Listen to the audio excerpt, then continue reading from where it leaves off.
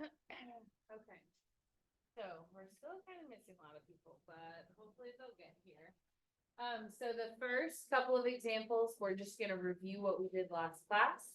Okay, then we're gonna add 2 new things to it. But today should be kind of almost like a day 2 of what we did last time, okay? So if you remember from last class, okay, we talked about that even degree means that your end behavior is the same. So you could be both up or both down. Okay, then remember how we distinguish between the two is that if both ends are up, you would say you have a positive coefficient. Versus if both ends are down, that means you have a negative coefficient. Okay, then remember for your odd degrees, your ends are gonna go opposite ways. So this would be your positive, and this would be your negative. Okay, so just kind of overall, you should remember that from last class. Okay, so if we could just put computers to the side for now. Okay, we should not need more than 30 minutes of homework, and you'll have an hour with some free time. Okay, so for number 1, I want you to skip it for right now and go to number 2. Okay, we learned how to do number 2 last time. Okay, but let's review. Yes, I do. Okay, take a look at number 2.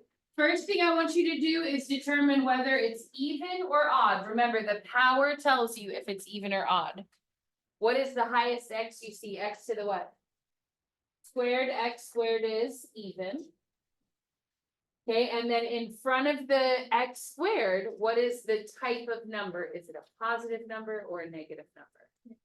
Negative, that tells me that this is an even degree and that it is a negative coefficient. Okay, so that tells me in my head that when I do the graph, both ends are going to be down. Okay, let's find our zeros. Okay, you're going to take your equation and set it equal to 0. Then we're looking to factor. There are 3 ways to factor: ABC, GCF, and perfect squares. So taking a look at your numbers there, what can we do?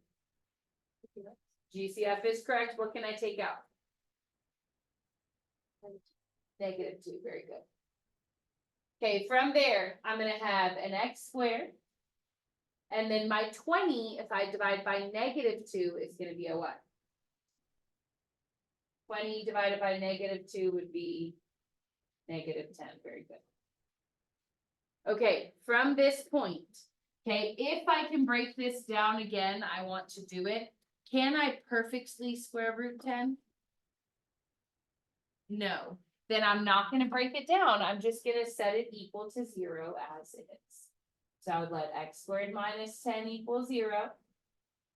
How do I get rid of the minus 10? Plus 10, very good. 0 plus 10 gives me 10. And then from there, to get rid of the squared, I do what? Take the square root. Now, even though 10's not a perfect square root, okay, we still know that it's like 3 point something, so it's still a number. So our answer is going to be plus or minus the square root of 10. Okay, whenever you take a square root in solving an equation, you're going to have plus and minus whatever that number is. Okay, now one other thing. When we learned this last week, okay, we would have set both of the pieces equal to 0. Do you remember doing that? Okay, but you only are going to set the pieces that have an x equal to 0. So see how you have a -2 in the front? I'm not going to set that equal because there's no x with it. So you're only going to set x pieces equal to 0. Okay, so set up your graph over here. Okay, we're going to put positive root 10 on this side, negative root 10 on this side. And then I know that my graph is going to cross the x-axis at both of those points. Good morning. Don't forget your notes. You can sit anywhere. Okay, then from there, we know it's an even degree, so my ends go together. It's a negative coefficient, so they're both going to point down. So when I connect my graph, I'm going to do it like that. Okay. Then if you want to circle across the bottom, we said this is even. it's negative. And then my x-intercepts would be those numbers that we found right there. So positive root 10 and negative root 10. Okay, come down to number 7, please. Okay, right below that. Number 2, in case you just walked in, was kind of a review of what we did last class. So you should be okay with that one. Okay, go to number 7. First question, is it even or odd? It is odd, because what's the highest power on x? X to the 3, and 3 is odd. So I'm going to circle odd. Okay, then next question for my x3 power, is it a positive or a negative? Positive. Okay, because if there's not a negative there, then it counts as positive. Okay, so we've answered that. Now let's set it equal to 0. So x cubed plus 10x squared plus 25x equals 0. Okay, first thing I want to do is look for a GCF. Remember, a GCF could be a number they can all divide by, like 2 on the example we just did, or it could be a letter. So did you notice that these all have an X? So we're going to GCF that out. So GCF, take the X out to the front. That leaves me with my x cubed is now an x squared. My 10x squared is now a 10 regular x. And my 25x is now just a 25. Okay, remember, from here, we're trying to break it down as much as we can. So now that this x is gone, you should notice that this is an ABC.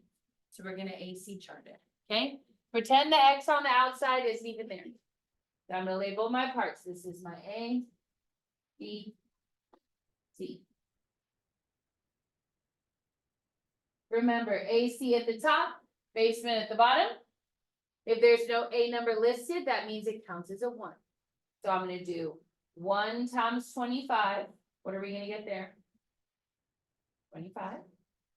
And then I'm going to think of all the numbers that can times to 25, but there's only 2 partners. 1 and 25, or what else? 5 and 5. Very good. Okay, my basement number is the B, which is 10. Okay, I'm pulling that right there from the middle, which means what numbers am I going to pick? 5 and 5. Very good. So I'm going to do x plus 5 and x plus 5. And then if my A is a 1, I'm done. Was my A a 1? Yes. Now, don't forget, when I move my finger here, remember, we also had an X in the very front. Okay, so let's list that as well.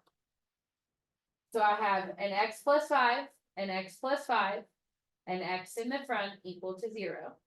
Then I'm going to take each piece and set them equal to 0 separately. So I'm going to let X equal 0.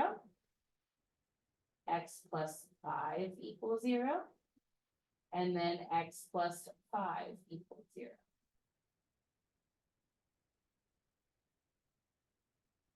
Do you remember doing it last time? Whenever you have a big equation equal to 0, you can just break it up into pieces. Okay? So from here, if my X is with a plus 5, how do I solve it?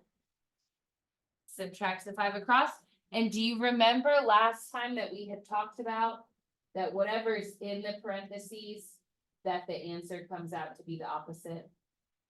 So like if it was an X plus 5 in the parentheses, you kind of automatically know it's going to come out to be a minus 5. Okay, now I go to the next one and I see it's an X plus 5 again. What's the answer going to come out to be? Minus 5 again. So we're going to call this a double root. Okay, so I'm going to put X equals negative 5. Again, that makes X equals negative 5 a double root. Okay, and we'll talk about what that means in a second. But for now, just list it on there. Okay, then we had one more X on the outside. And remember, an X is on the outside means that 0 is the answer. Okay, if X is outside, then 0 is the other answer. Okay, also notice that your 0 is just a singular root, meaning that it didn't show up more than one time. So I have 1 0 for my answer, and then negative 5 is a double. Let's do your graph. Okay, place your first x-intercept at 0. which is a single root. And then go to -5, 1, 2, 3, 4, 5. And that's gonna be a double root. Okay, let's talk about what is gonna happen in the graph if it's a double. So last class, we learned that for singles, you're gonna have a pass through the x-axis. If you have a double root, you're gonna have a bounce on the x-axis. Okay, so a single is a pass through. A double creates a bounce. Let me show you what it looks like. We said this is odd and it's positive. That means we need to start at the bottom and we need to end at the top, right? Okay, so watch me connect the dots, then you do it. Okay, you're gonna start at the bottom, and instead of passing through -5, you're just gonna bounce off the x-axis. And then you're gonna pass through 0. That's what your graph would look like. Double roots are gonna touch the x-axis, okay, but they're not gonna go all the way through. They're just gonna tap it and then stay below. So it look like this. Okay? So singles pass through, doubles bounce, turn the page. Okay, we'll do one more like that. Take a look at number 8. First thing I notice is I have another x3, which means this guy is odd. Is it odd positive or odd negative? Odd negative because of the minus in the front. Set it equal to 0.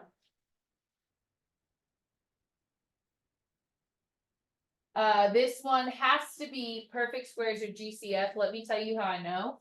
Okay, for an AC chart, you have to have an A, a B, and a C. And I've only got an A and a B. So I don't have another term. You can't count 0. Okay, so it can't be AC chart. Is it perfect squares or GCF? GCF is correct. How many x's can I take out?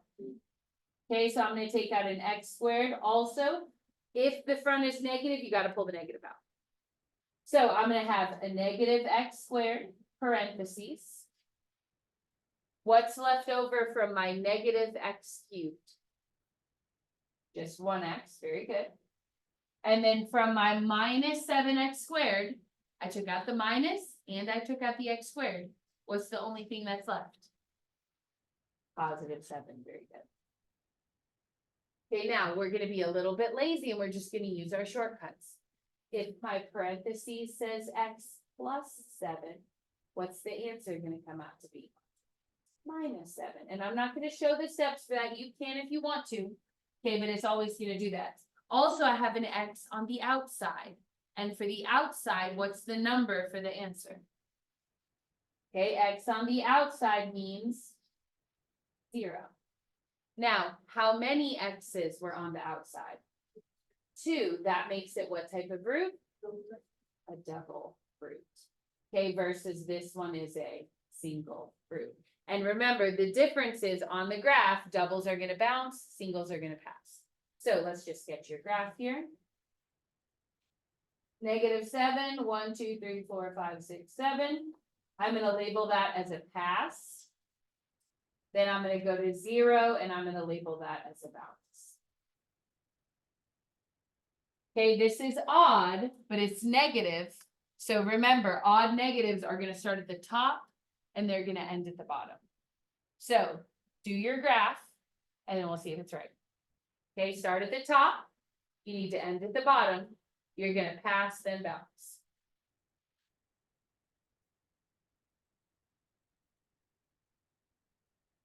Okay, so you can look at mine to check. You're going to pass through -7.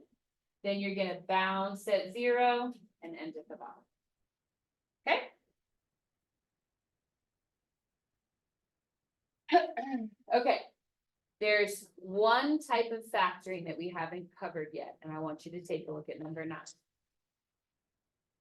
Okay, for number 9, you're going to notice that you have 4 terms instead of only 3.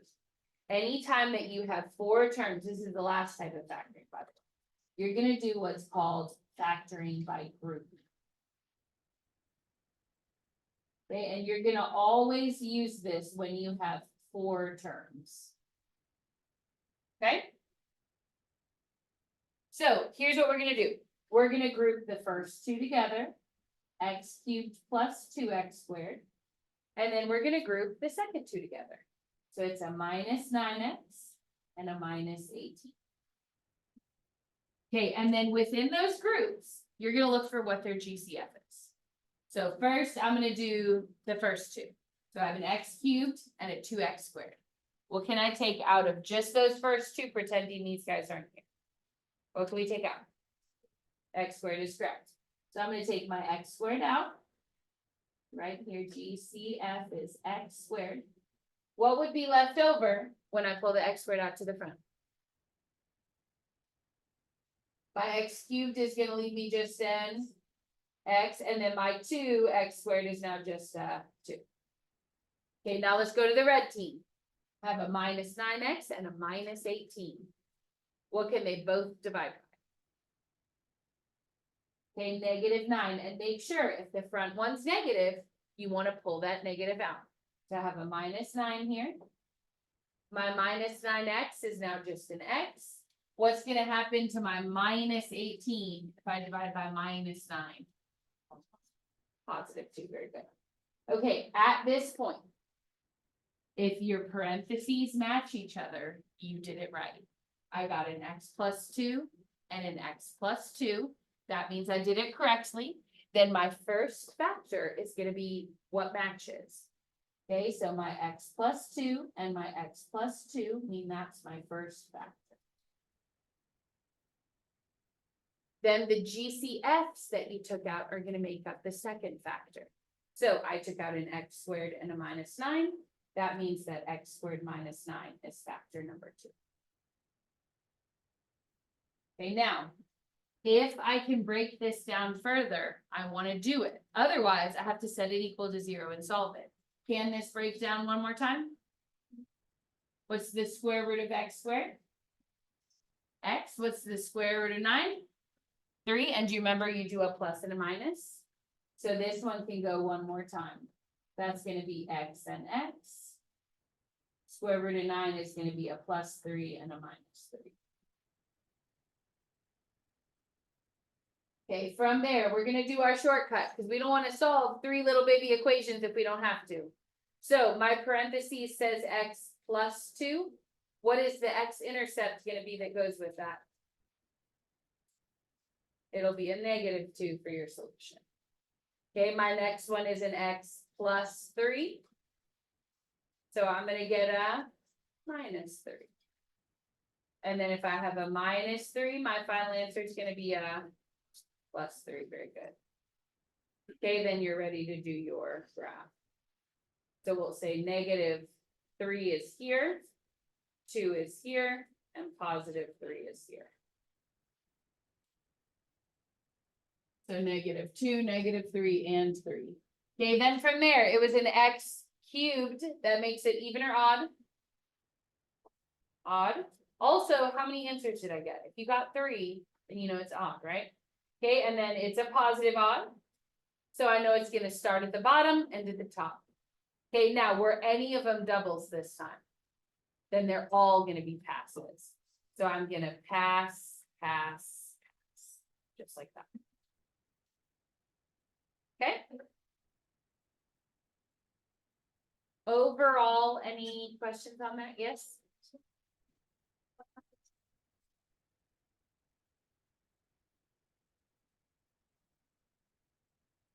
Like if these two don't match.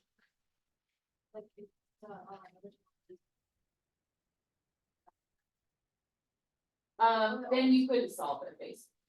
There has to be a way to factor. So if it's 2 terms, it has to be GCF or perfect squares. If it's 3 terms, it has to be an AC chart. And then if it's 4 terms, it would have to be. But if you couldn't do any of those, then you couldn't solve it basically. So we have equation with 4 terms. Correct. All right, go ahead and turn the page for me, please. Okay, let's skip ahead to number 7. Okay, so this is another grouping. Okay, and now we're gonna see what the last type of root looks like. Okay, so we've talked about singles and doubles. Okay, the last one is called an imaginary root. Okay, so look at your equation. Is it even or odd? It is odd. Positive or negative? Positive. Now let's set it equal to 0. So I'm going to do x cubed plus 2x squared. That's my first group. And then 9x plus 18. Underline the first two. Find what they have in common. What can I take out of those first two? An x squared. When the x squared comes out, what am I going to be left with? X plus 2. Okay, then I'm going to look at my second 2. This time, what am I taking out? A 9. But this time, I'm going to take out a positive 9. Okay, so from here, my 9x is now just an x. My 18 divided by 9, now that's a 2. Okay, from here, this looks really similar to the one we just did, right? Do my parentheses match each other? Then I know I did my grouping right. X plus 2 is going to be my first factor. And x squared plus 9 is going to be my second factor. Okay, remember, the one that matches, that's factor number 1. Okay, and then whatever you GCF'd out, that makes up factor number 2. What will my answer be for x plus 2? X equals minus 2. Okay, that's factor number 1. And then for factor number 2, yeah, I want you to think about, can I still square root 9? Yes. However, you're not allowed to split this up if it's a plus in the middle. Okay, you can only do that thing where you do the square roots and you do 1 plus and 1 minus if it's a negative in the middle. Let me show you why this comes out to be imaginary. Okay, I cannot split this up. Cannot break into factors. And so remember, whenever that happens, I just set it equal to 0. So I'm going to do x squared plus 9 equals 0. Okay, how do I get rid of the plus 9? Okay, minus the 9 across. And 0 minus 9 gives me negative 9. Okay, but then why does this come out to be a problem? Are you allowed to take the square root of a negative number? Okay, if you put it in your calculator, if you have a calculator, okay, square root negative 9, it's going to say error. Okay, so at this point, you are not allowed to square root negative numbers. So that gives you what's called imaginary solutions. Okay, so let me show you what those look like on your graph. Okay, we're going to have one real solution at negative 2. So sketch your graph. Go to negative 2. Put your x-intercept right there. Okay, my graph is going to cross at negative 2. Okay, but then my other solutions that should be there, okay, they end up being imaginary. So we're going to start at the bottom. We're going to pass through at negative 2, just like we normally would. Okay, but then to show that you have an imaginary number, you're going to go back towards the x-axis. And then before you get there, you're going to go away. Okay, this is what an imaginary solution will look like on your graph. Is it turns back towards the x-axis like it's going to hit again, and then it's like, nope, and it goes the other way. Okay, so this is called a real solution because you actually touch the x-axis. This is called an imaginary solution. Okay, and that would be because it does not really touch. Okay? All right, let's do maybe just one more. Let's do number 9.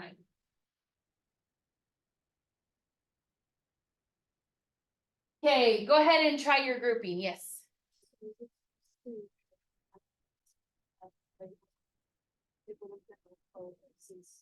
You don't have to know where it would turn back. You can't quite be that specific. You can just kind of sketch what it'll look like. Okay, so for number 9, find your GCF for the first 2, GCF for the second 2. We automatically know it's grouping. because it has 4 germs.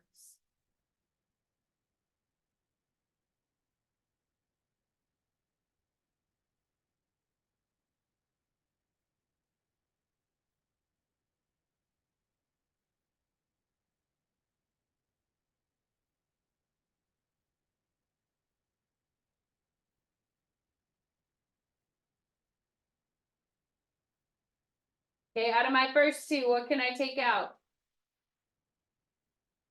X squared, and that should look familiar, right? That's a pattern. Usually you can take out an x squared. So that's gonna leave me with a regular x and then a minus 4.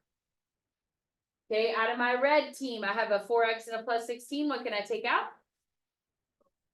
Okay, plus 4, which leaves me with a regular x, and then 16 divided 4 out gives me, oh crap, hold on, we have to fix this. They're supposed to come out the same, and I forgot I messed this one up. Change it to a plus and a plus. All the way through on this left side. I messed up this question. So like what you asked, if it don't come out the same, that means that you can't solve it. But we want to solve it, so make it plus, plus, plus. Okay, keep going. So 16 divided by 4 gives me plus 4. And then I look at my factors, they're supposed to come out the same. So if they don't, either you messed up or I did making the question. Okay, my x plus 4s did match. So that's factor number 1. What's factor number 2? Okay, very good. Remember, you can only split this up if it's a minus in the middle. If it's a plus and I set that piece equal to 0, what's going to happen for me to push the plus 4 across to the other side? I have to turn it into a what? How do I solve this plus 4 to get rid of it? I have to do a what? Minus 4. And so once it crosses the equals sign, now it's x equals 0 minus 4 is negative 4. And now I can't square root it anymore. That means that those solutions that I normally would have gotten are going to be matched. Okay. Now, am I still going to get one real solution? I have an x plus 4, which means my solution is going to be where? At what number? Negative. Okay. So for your graph, it's still odd.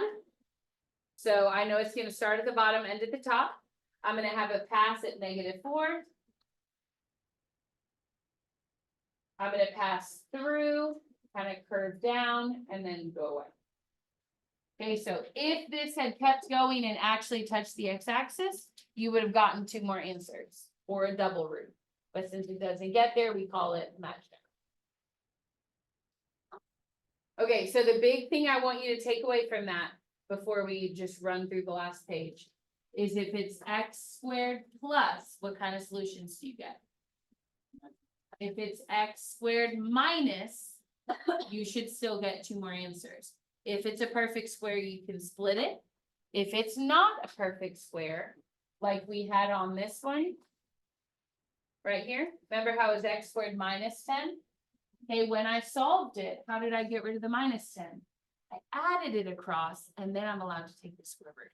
So that's why x squared minus is going to work. X squared plus is going to be imaginary. Okay, turn to the last page. The last thing that you need to know how to do for this unit, we're reviewing on Wednesday, testing on Friday, is how to write equations. Okay, and this is very easy if you know what we just learned. Okay, any time it asks you for a root at negative 2, you're going to make your equation say x plus 2. Because remember, wherever the roots are, the parentheses has to be the opposite. Okay, I also want a root at 3. 3 is a positive number, so what should my parentheses say? 3 is a positive number, so what should my parentheses say? X minus 3. X minus 3, thank you. Okay, now let's talk about the 0. If I want 0 as a solution, where do I put my x? On the outside. Remember, 0 is for outside, so my x needs to go on the outside. Okay, then last thing, I want to double root at -5. Well, if -5 is a solution, what would the factor be? X. Oh, it's just the opposite. +5. And then to make it a double root, if I want it to appear twice, rather than writing it a second time, I could just put a squared on it. And that'll show that it's a double. Okay, so these are all singles, they would all be passives, but then -5 would be a double because I included it twice in my equation. Okay, let's look at number 2. Y equals, says find the polynomial equation with double roots at 0 and -4. Well, if I want 0 as a solution, where does my x need to go? On the outside, and then if I want one at -4, what does my parentheses need to say? X plus 4. Now notice that I want both of those to be doubles. So I can either list each of them again or do what? Squared. Okay, then I also want roots at 1/3 and -5/2. So I'm going to do x minus 1/3. Okay, because remember, I always want to do the opposite. So if it's +1/3, I'm going to switch it to a minus. And then for my -5/2, I'm going to switch it to a what? Yes. Bless you. Now, you're never allowed to leave these as fractions, but remember, we can do divide and slide. So will 1 divide by 3? Then I slide it. Okay, what about 5? Will it divide by 2? No, then I slide it. So your final answer would be y equals x squared, x plus 4 squared. And then I'm going to slide my 3 to the front. So now it's a 3x minus 1. And then I'm going to slide my 2 to the front, which makes it a 2x plus 5. So you're basically just still doing the divide and slide that we did in your factor. Does that make sense? Okay, so you have the rest of class to do your delta math. I was thinking we'll do one together, and then you can just work on it after that. So go ahead and pull that up for me, please.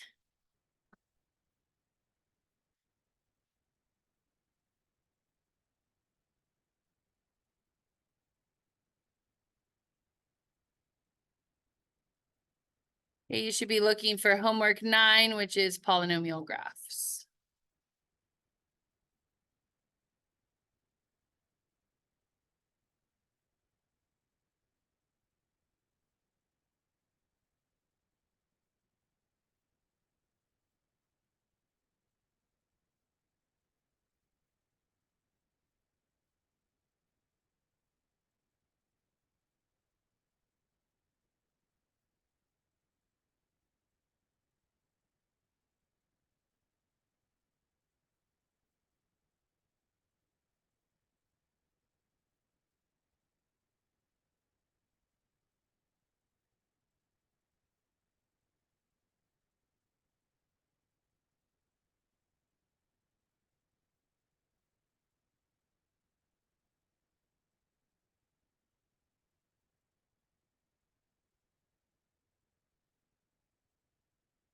Okay, once you have this first one pulled up, okay, I want you to look on the graph. How many times does it cross the x-axis? Only once. Where does it cross at? What number is that? -6. Then what would the factor have to say? +6. So let's look at our choices. Okay, if I want an x plus 6, then I know that it can't be one of the top two because they both have -6s. So these are both out. Okay, then does it cross the x-axis again or no? No. Then I need this second parentheses to give me imaginary solution. See how it twists back towards the x-axis and then turns away? Which of these second parentheses will give me imaginary solutions? The one with the plus. Very good. So that means that it would have to be this answer right here. Okay? So for the first one, you're choosing the very last answer choice. Okay, we'll do one more together. Look at the next one.